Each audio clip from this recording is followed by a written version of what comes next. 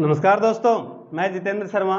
जैसा कि आपको पता है कि बायोलॉजी की क्लास चल रही है अपनी साइंस में, और बायोलॉजी की टॉपिक में अपन लेके चल रहे थे सबसे अहम इम्पोर्टेंट पॉइंट जो चल रहा अपना, वो चल रहा है मानव तंत्र। मानव शरीर का तंत्र की बात कर रहे हैं। मानव शरीर के तंत्र में अपन देख लिए तंत्रिका तंत्र की डिस्कस कर लिए दोस्तों। उसके अलावा हमने यहाँ पे पाचन तंत्र की डिस्कस कर लिया।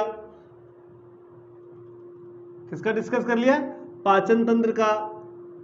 उसके बाद हमने देख लिया यहाँ पे श्वसन तंत्र की डिस्कस कर ली। आज हम डिस्कस करने वाले जो सबसे महत्वपूर्ण अंग है वो है उत्सर्जन। कौन सा? उत्सर्जन तंत्र की बात करेंगे। जी हाँ दोस्तों, हम बात कर रहे हैं उत्सर्जन तंत्र की। इस तरह से ये अपना उत्सर्जन तंत्र के बारे में डिस्कस करने वाली जो मेन पॉइंट है वो है कि हमारे शरीर से अवशिष्ट पदार्थ के रूप में निकालने वाले कौन कौन से तंत्र हैं, अंग हैं जो इसमें भाग लेते हैं दोस्तों। ठीक है, तो हमने तंत्रिका तंत्र की डिस्कस कर लिया आपसे, पाचन तंत्र की बात कर लिए, श्वसन तंत्र की बात कर लिए। आज हमारे बीच में जो सबसे इंपॉर्टेंट पॉइंट है वो है उत्सर्जन तंत्र। क्या है? उत्सर्जन तंत्र। मानव शरीर का तंत्र में उत्सर्जन तंत्र की बात करेंगे दोस्तों। किसकी बात करेंगे? उत्सर्जन तंत्र की बात करेंगे। शरीर कोशिकाओं में क्या? शरीर कोशिकाओं से क्या करता है? शरीर कोशिकाओं से विषाक्त भोजन या अपशिष्ट भोजन को बाहर निकालने की जो क्रिया विधि होती है उसे ही हम दोस्तों क्या कहते हैं? उत्सर्जन कहते हैं। और इस उत्सर्जन में भाग लेने वाले जो भी अंग होते हैं उसको उत्सर्जन तंत्र कहते हैं दोस्तों। क्या कहते हैं? उत्सर्जन तंत्र कहते हैं। शरीर कोशिकाओं से क्या करता है? विषाक्त भोजन, वेस्ट पदार्थ, वेस्ट अवशिष्ट पदार्थ, इन सबको बाहर निकालने की जो क्रिया विधि होती है उसे दोस्तों हम उत्सर्जन कहते हैं। और इनमें भाग लेने वाले वैसे जो भी अंग हैं जो इनमें भाग लेते हैं अवशिष्ट पदार्थ को बाहर निकालने के लिए, विषाक्त भोजन को बाहर निकालने के लिए, वेस्ट अवशेष भोजन को बाहर निकालने के लिए, पचे हुए भोजन के बाद जो अवशिष्ट पदार्थ बच जाते हैं, भोज्य पदार्थ बच जाते हैं, वो बाहर निकालने के लिए जो भी अंग भाग लेते हैं दोस्तों उसे ही हम कहते हैं उत्सर्जन तंत्र कहते हैं दोस्तों। क्या कहते हैं? उत्सर्जन तंत्र कहते हैं। तो चलिए आज हम इसी की डिस्कस करने वाले हैं। जैसे आपको पता हो कि उत्सर्जन तंत्र में भाग लेने वाले कौन कौन से अंग हैं, नहीं पता तो हम बता रहे हैं आपको उत्सर्जन तंत्र में भाग लेने वाले कौन कौन से अंग हैं। तो चलिए सबसे पहले बात करते हैं शरीर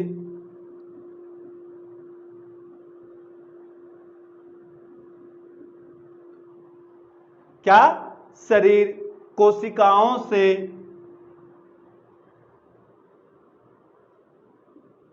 वेस्ट, वेस्ट का मतलब है दोस्तों बेकार, या आप कह सकते हो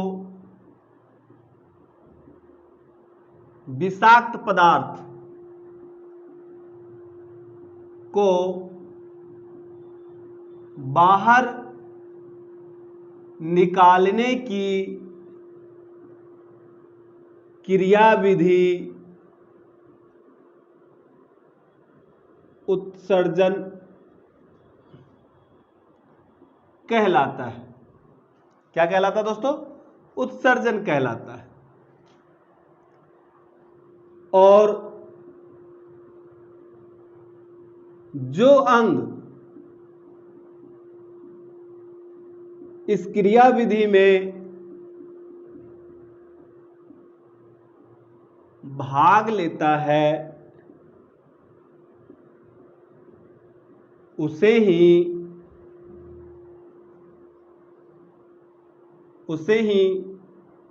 हम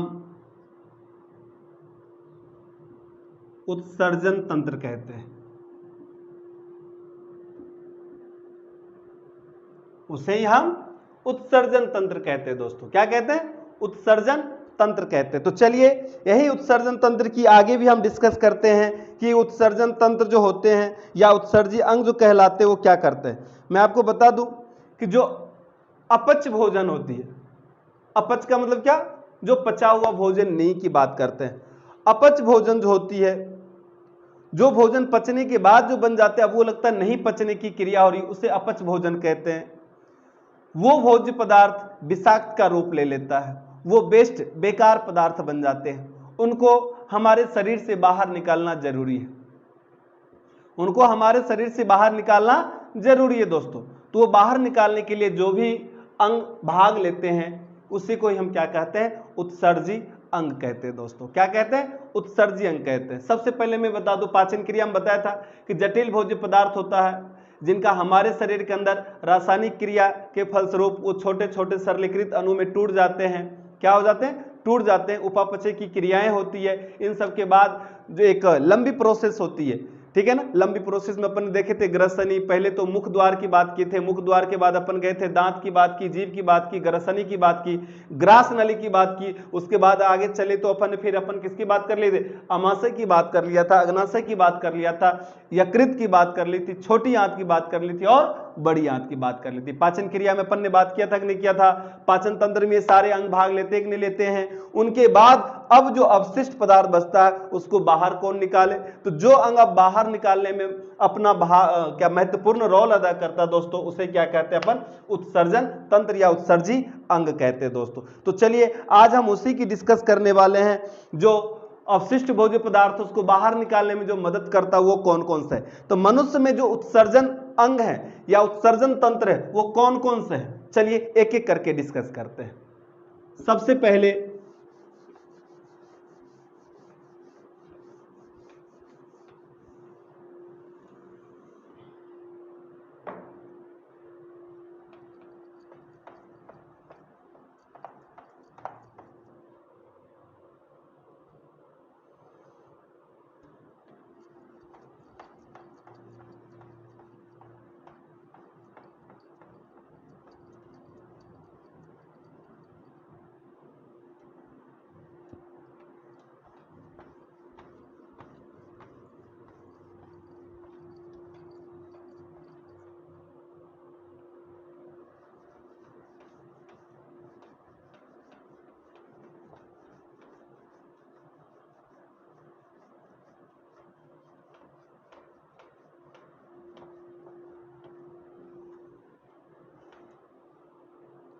चलिए बात करते हैं कि मनुष्य में उत्सर्जन तंत्र के निम्नलिखित अंग होते वो कौन कौन से हैं।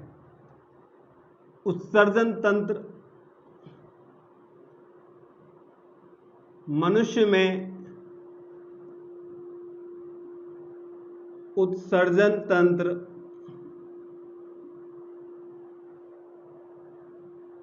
में भाग लेने वाले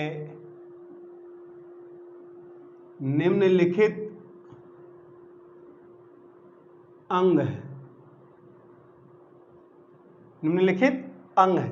सबसे पहले कौन है दोस्तों, सबसे पहले हम किडनी की बात करेंगे। किसकी बात करेंगे, ब्रिक जिसको कहते हैं, और अंग्रेजी में क्या कहते हैं दोस्तों इसको, अंग्रेजी में हम इसे किडनी कहते हैं दोस्तों। क्या कहते हैं, किडनी। नंबर एक, सबसे महत्वपूर्ण अहम किडनी ब्रिक जिसको कहते हैं, यह उत्सर्जन तंत्र का सबसे महत्वपूर्ण अंग है दोस्तों।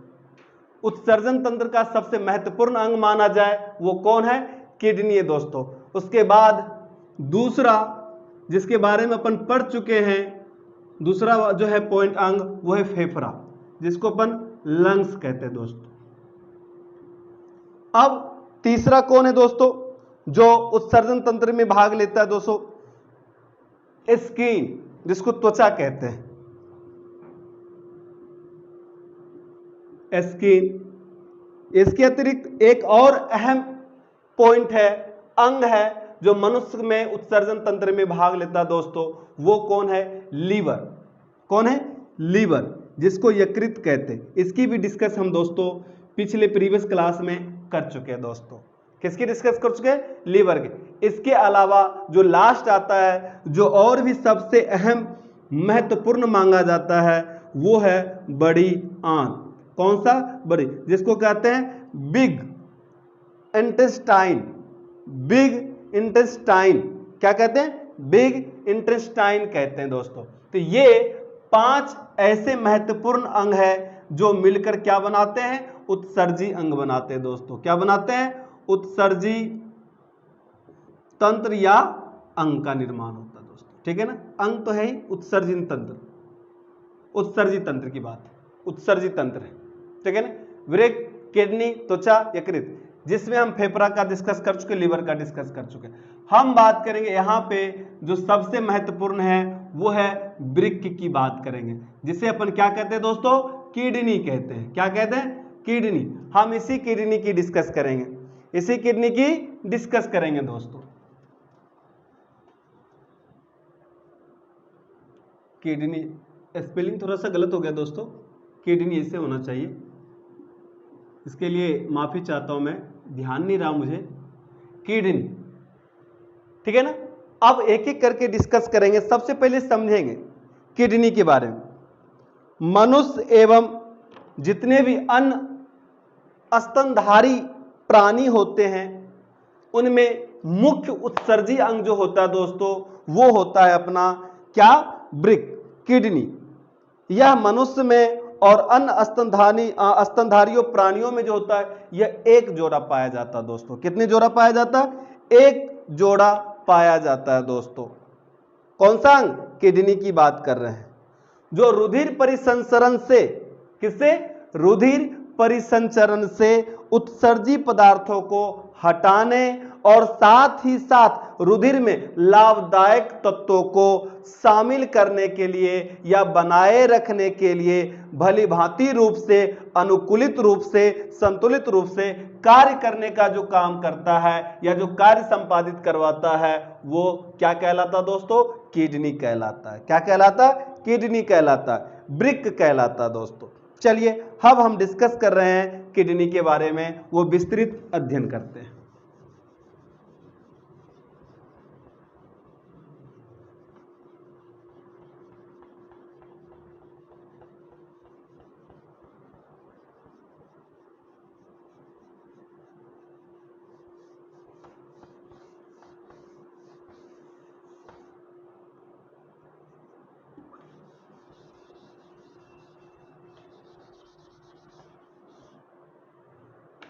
आज हम विस्तृत अध्ययन करते हैं, किसके लिए, उत्सर्जी तंत्र के लिए बात करें, और किसमें, किडनी की बात कर रहे हैं, वृक्क की बात कर रहे हैं।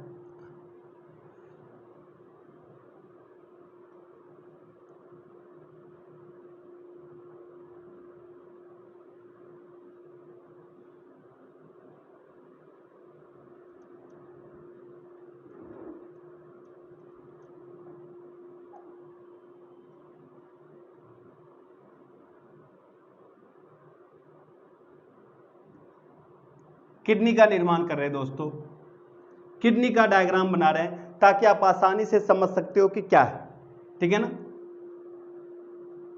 इस सिरा को कहते हैं वृक्क सिरा।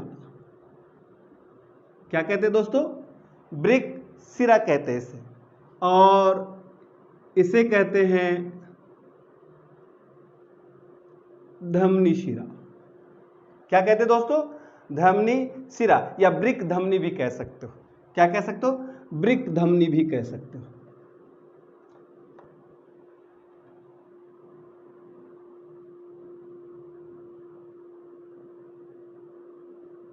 वृक्क धमनी।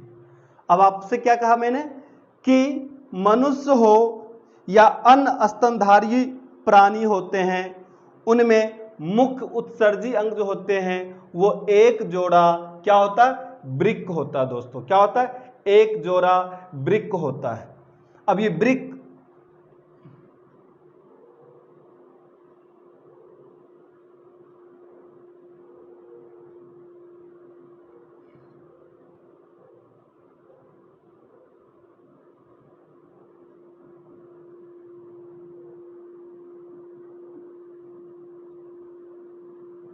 क्या है, वृक्क, एक जोड़ा।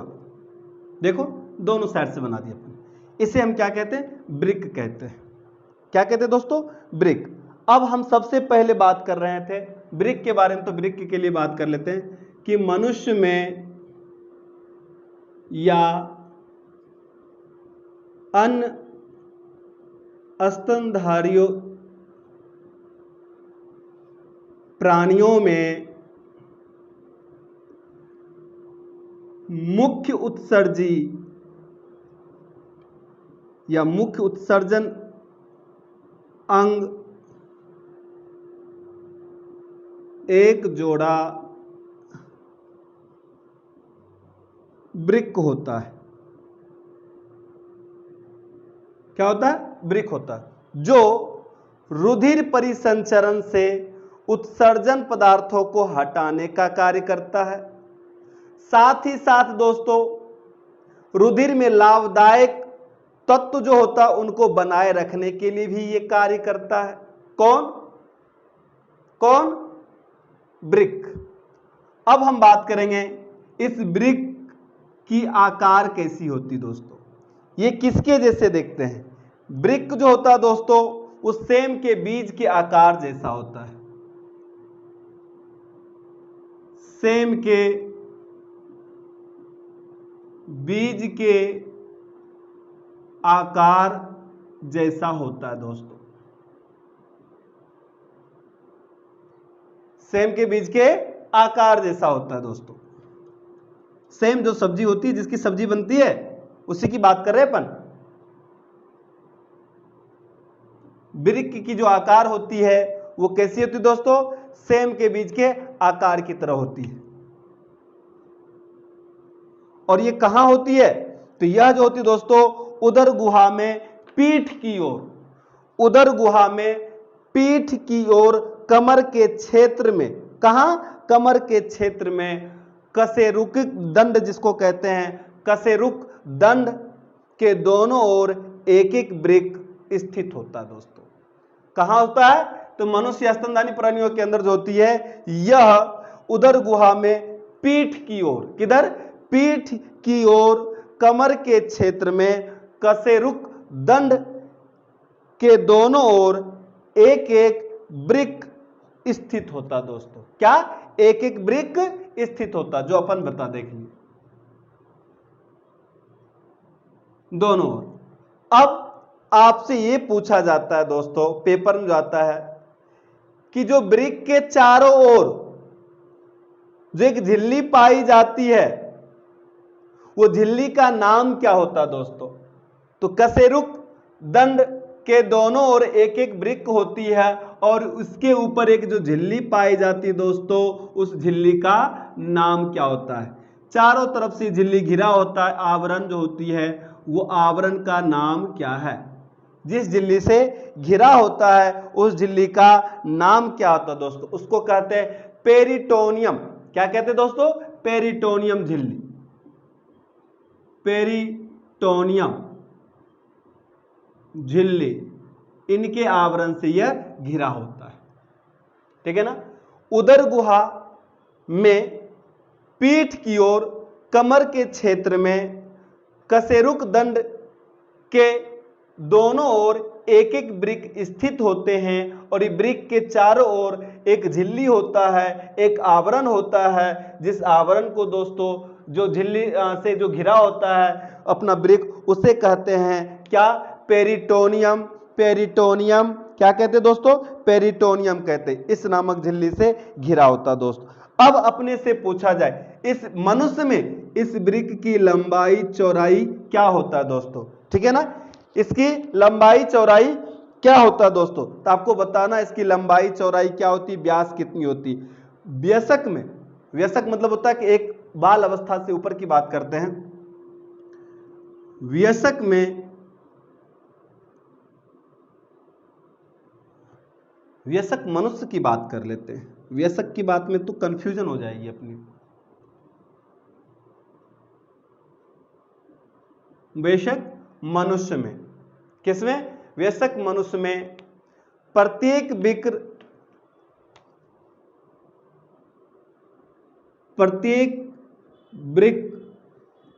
4 से 5 इंच, क्या क्या कहा मैंने? 4 से 5 इंच लंबा होता है दोस्तों। 4 से 5 इंच लंबा होता है। इसके साथ और लगभग कितना मोटा होता है? और लगभग 1.5 इंच मोटा होता है और लगभग 1.5 इंच मोटा होता है और चौड़ा 2 इंच होता है। पेपर के पैटर्न में यही डाटा पूछ लिए जाए दोस्तों तो आप आसानी से बता सकते हो कि वयस्क मनुष्य के अंदर प्रत्येक वृक्क जो होते हैं वो 4 से 5 इंच लंबा, 2 इंच चौड़ा और लगभग 1.5 इंच क्या होता है दोस्तों, मोटा होता है दोस्तों। क्या होता है, मोटा होता है। इसका भार, किसका भार, इस वृक्क का भार की बात करें, इस वृक्क का जो भार होता है दोस्तों लगभग कितना माना जाए, पेपर में पूछ लिया जाता है कि इस वृक्क का जो भार होता है दोस्तों लगभग 140 ग्राम होता है दोस्तों। कितना होता है, 140 ग्राम होता है, 140 ग्राम होता है। ये सब जो पॉइंट है दोस्तों मेरे प्यारे बच्चों, ये सब नोट करने वाली है। ये अहम पॉइंट है जो मैं आपको पढ़ा रहा हूं, बिल्कुल ही डिट्टो ये डाटा आपको पेपर में पूछे जाते हैं दोस्तों। ये पेपर में इंपोर्टेंट है, पेपर के लिए, पेपर से संबंधित ये इंपोर्टेंट माना जाता है। वृक्क मनुष्य या स्तनधारियों में एक जोड़ा पाया जाता है जो रुधिर परिसंचरण, जो रुधिर परिसंचरण से उत्सर्जी पदार्थों को हटाने के साथ साथ उसी में नए तत्व को मिला भी देता है और उनके अनुकूलित वातावरण बनाए रखता है दोस्तों। ये तो मुख्य कार्य है। इसके साथ साथ दोस्तों ये जो है इनकी आकार होती है उस सेम के बीज के आकार की होती है। ये कहाँ स्थित होता है मनुष्य के शरीर में, यह मनुष्य के शरीर में जो होती है उदर गुहा में पीठ की ओर होती है। किधर की होती है, पीठ की ओर होती दोस्तों, और कमर के क्षेत्र में होता है जिसे हम कहते हैं कशेरुक दंड कहते हैं। और कशेरुक दंड क्या कहते हैं, कशेरुक दंड के दोनों ओर एक एक यह स्थित होता दोस्तों। इनके ऊपर एक आवरण पाया जाता है, एक आवरण होती है जिसे हम कहते हैं पेरिटोनियम झिल्ली कहते हैं, उनसे ढका रहता दोस्तों। इनकी आकार सेम के बीज के आकार जैसा होता दोस्तों। इनकी वयस्क मनुष्य में जो प्रत्येक वृक्क जो होते हैं वो लगभग 4 से 5 इंच लंबा और लगभग 1.5 इंच मोटा और चौड़ा 2 इंच होता है। और मेरे प्यारे बच्चों जो सबसे इंपॉर्टेंट और बात बताई मैंने वो था अपना कि इसका भार जो होता लगभग 140 ग्राम का होता दोस्तों। कितना होता है, 140 ग्राम की होती है। इनसे भी जो महत्वपूर्ण पॉइंट है उसकी बात करेंगे कि ये अंदर से और बाहर से कैसा दिखता है। ये अंदर और बाहर से इनकी भीतरी सतह जो होती है समतल, वो समतल दर्पण की तरह दिखती है, एक उत्तल दर्पण की तरह दिखती है, अवतल दर्पण की तरह दिखती है। किस आकृति का दिखता है, कैसा उभरा हुआ जैसा दिखता है। तो चलिए आप इसको शॉर्ट स्क्रीन ले सकते हैं, मैं इसको मिटाता हूं।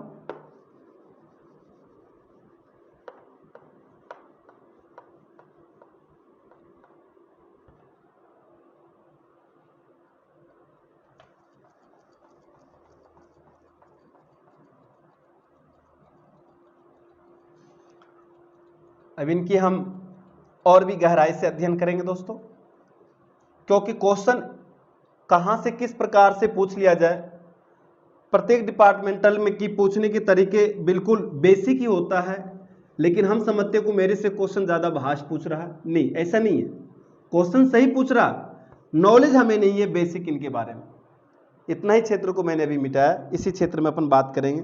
क्या बात कर रहे थे दोस्तों, हम बात कर रहे थे कि वृक्क की बात करें कि इसकी भीतरी धरातल कैसा होता है।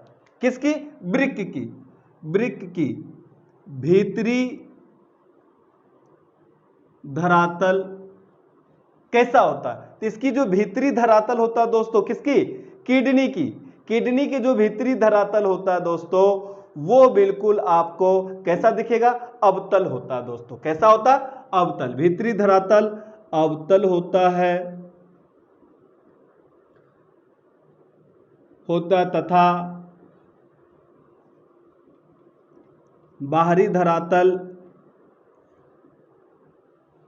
जब अंदर की धरातल क्या हो गया, इसका अवतल हो गया दोस्तों, तो इसका बाहर का धरातल कैसा होगा, तो बाहर का धरातल इसका उत्तल होता है दोस्तों। कैसा होता है, उत्तल होता है। यह भी सबसे अहम और महत्वपूर्ण पॉइंट माना गया दोस्तों।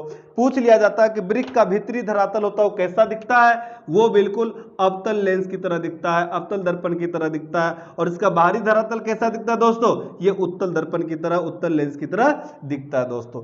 ये सबसे अहम पॉइंट है। वृक्क के चारों ओर से मोटी वसा वाली परतों द्वारा बिल्कुल ही ये और भी आच्छादित रूप से ढके होते हैं दोस्तों, जो इनका क्या करता है, जो इनको सुरक्षा प्रदान करता है दोस्तों। वृक्क के चारों ओर से मोटी परत वाली आवरणों से ढका होता है, जो इसको क्या करता है दोस्तों, इसको सुरक्षा प्रदान करता है। वृक्क की भीतरी जो होती है अवतल सतह, इस अवतल सतह की बात करते हैं, इससे हम क्या कहते हैं दोस्तों, आपसे पूछ लिया जाए। किडनी के भीतरी धरातल अवतल होता है, इस अवतल को हम किसी और नाम से भी जानते हैं दोस्तों, बिल्कुल इसे हम हाइलम कहते हैं दोस्तों। क्या कहते हैं, हाइलम, हाइलम कहलाती है। भीतरी धरातल अवतल होता है, जिससे हम किस नाम से जानते हैं दोस्तों, हाइलम के नाम से जानते हैं। किसके नाम से, हाइलम के नाम से। जब आप वृक्क को लंबवत रूप से दो भागों में यदि आप काटते हो, वृक्क को लंबवत रूप से दो भागों में यदि आप काटते हो दोस्तों, तो काटते ही दो भागों में जो विभाजित होती है, वो बाहरी भाग जो होता है वो अपेक्षाकृत पतला होता है दोस्तों। कैसा होता है, पतला होता है। और वो पतला वाला भाग क्या कहलाता है।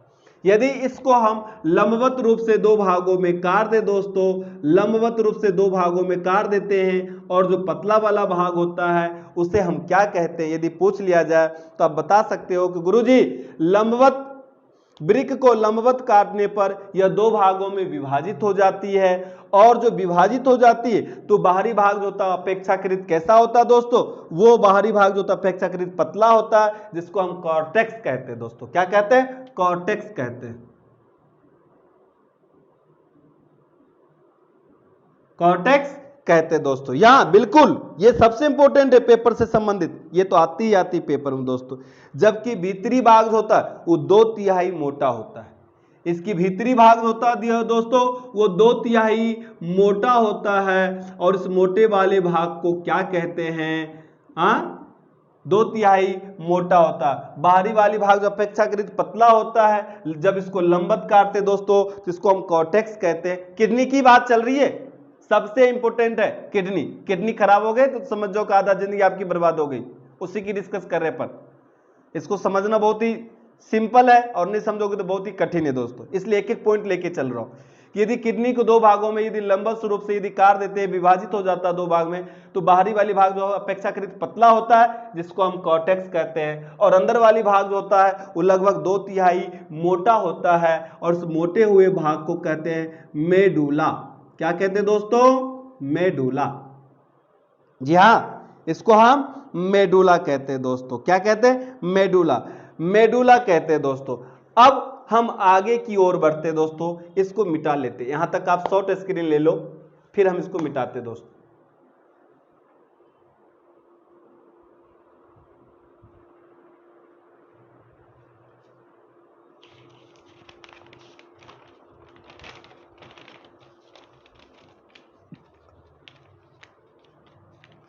ले लिया आपने,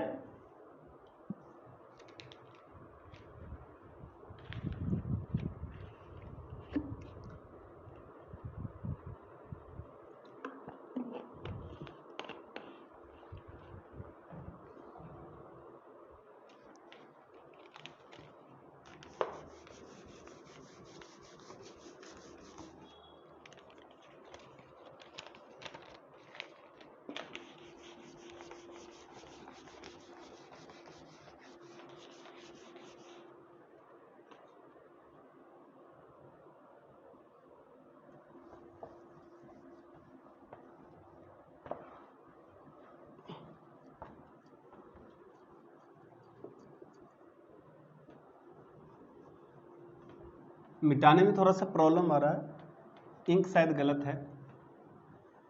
इंक गलत का मतलब ये जकड़ सी लेती है बोर्ड को, सही से ये छूटता नहीं है, कभी कभी ये बोर्ड को खराब भी कर देता है दोस्तों।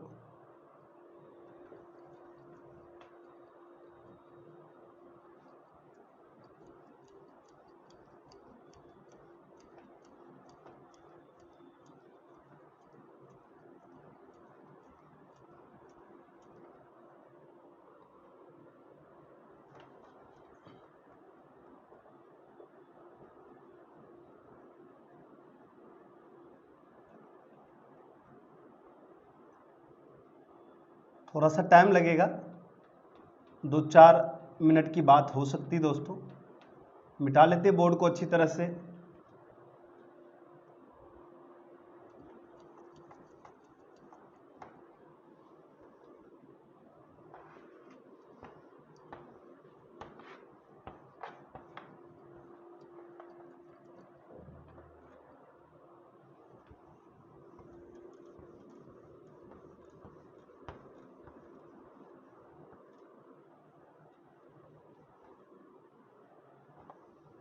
चलिए आगे बात करते हैं अपन।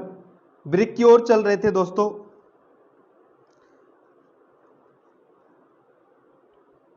किधर चल रहे थे? ब्रिक की ओर चल रहे थे, और ब्रिक में देख लिया था इनके 2 भागों में विभाजित कर दिया था दोस्तों। आगे हम देखते हैं जो मेडुला था वो शंकु रूपी रचना जैसा होता। कैसा होता मेडुला? शंकु रूपी रचना जैसा होता। मेडुला की बात कर रहे थे ना अपन कि अंदर का जो 2/3 भाग मोटा होता है उसको क्या कहते हैं? मेडुला। और मेडुला जो होता है वह शंकु रूपी रचनाओं जैसा होता है।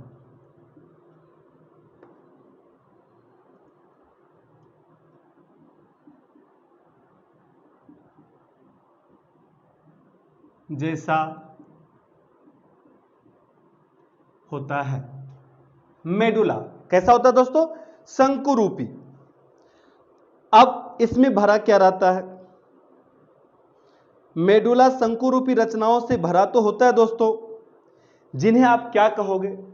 तो मेडुला शंकु रूपी रचनाओं जैसा होता है, या शंकु रूपी रचनाओं जैसा भरा होता है। इसे हम कहते हैं दोस्तों पिरामिड। क्या कहते हैं? पिरामिड कहते हैं दोस्तों। इसे हम पिरामिड कहते हैं।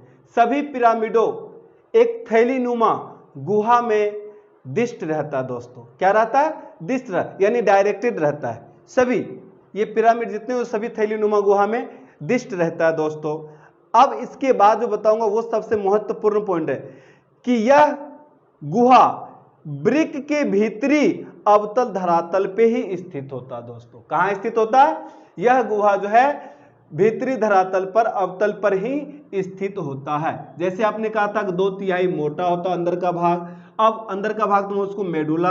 अब मेडुला शंकु रूपी रचनाओं से भरा होता है दोस्तों, उसको अपन पिरामिड कहते हैं। और सभी पिरामिड थैलीनुमा गुहाओं में स्थित होता है। और कहां स्थित होता है? यह भीतरी धरातल के अवतल पर ही स्थित होता है दोस्तों। कौन? मेडुला की बात कर रहे थे, जो पिरामिड। अब हम बात करते हैं इसी में जो सबसे मोस्ट इंपोर्टेंट है कि इस गुहा को हम क्या कहते हैं।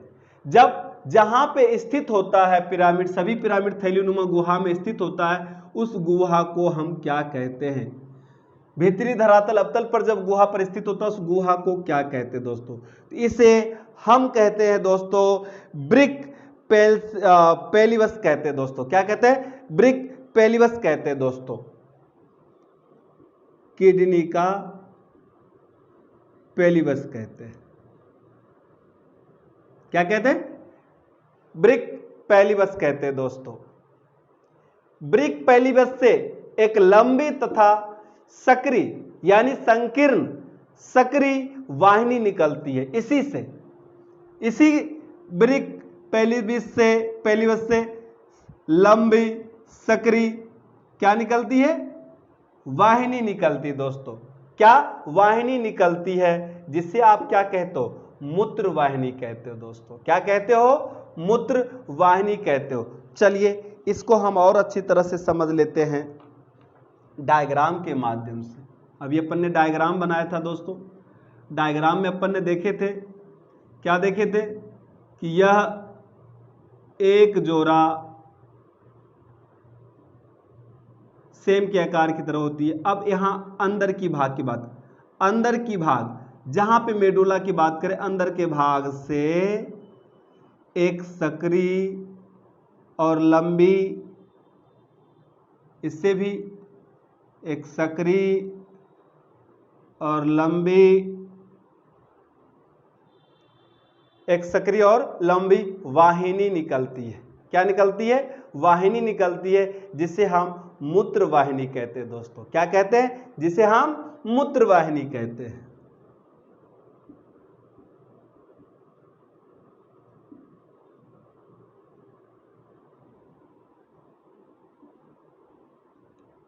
मूत्र वाहिनी कहते हैं, दोनों ओर से मूत्र वाहिनी कहते हैं। दोनों ओर मूत्र वाहिनियां मूत्राशय में जाकर खुलती है। कहां खुलती है दोस्तों? मूत्राशय में खुलती है।